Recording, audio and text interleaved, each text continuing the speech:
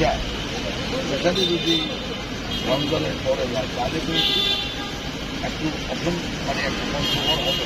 এই জন্য তখন এগুলো পরিক্রম, তারপরে আপনার আবহাওয়া খুব খারাপ, এই জন্য আমরা চাচ্ছিলাম যে পূজার আগে নির্বাচনটা হবে।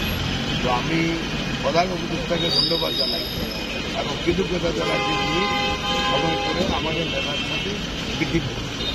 আমাদের নেতাকেও আমি ধন্যবাদ জানাই উনি ওদেরকে সব কিছু ভুলে গিয়ে ওনাদের মিটিং করে এইরকম যেটা আমরা পাইছি মানুষের থেকে নির্বাচনটা রোজার আগে করা হবে। এই জন্য আমাদের নেতা কর্মীরা উজ্জীবিত। আমরা আমাদের প্রধান উপদেষ্টাকে ধন্যবাদ জানাই, আমরা আমাদের নেতাকে ধন্যবাদ জানাই এবং আশা করি সবাই আমরা আশা করি যে নির্বাচনটা যথাযথভাবে ফেব্রুয়ারি মাসে রোজার আগের দিনে নির্বাচন। বরিশালের যে দল একটু বিক্ষিপ্ত আছে বলে কেউ মনে করে, দল আছে এরকম, বা উপজেলা বা ইউনিয়ন যে নির্বাচনগুলো ইউনিয়ন কমিটিগুলো সেখানেও কিছু পকেট লোকজন নেওয়া হচ্ছে বলে অভিযোগ আছে। এ ব্যাপার যেহেতু আপনি বরিশাল অঞ্চলের দায়িত্ব, আপনি বিষয়টা কেমন দেখেন এবং এটাকে কীভাবে আপনার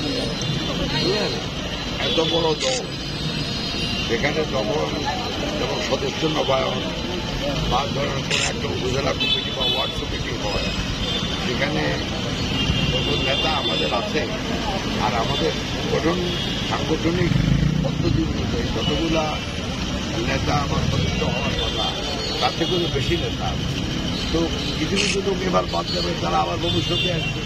কিছু যারা একটু বয়সবৃদ্ধ তারা হয়তো এবারে বাদ যাবে, কারণ তারা তো অনেকদিন নেতৃত্ব দিয়েছে। আপনার তো নতুন নেতৃত্ব যদি আপনার দলকে সুসংগঠিত রাখতে চান, একতাবদ্ধ রাখতে চান এবং ভবিষ্যতে আরও শক্তিশালী করতে চান, তাহলে আপনাকে তো সবসময় নতুন নেতৃত্ব সামনের দিকে আসতে হবে।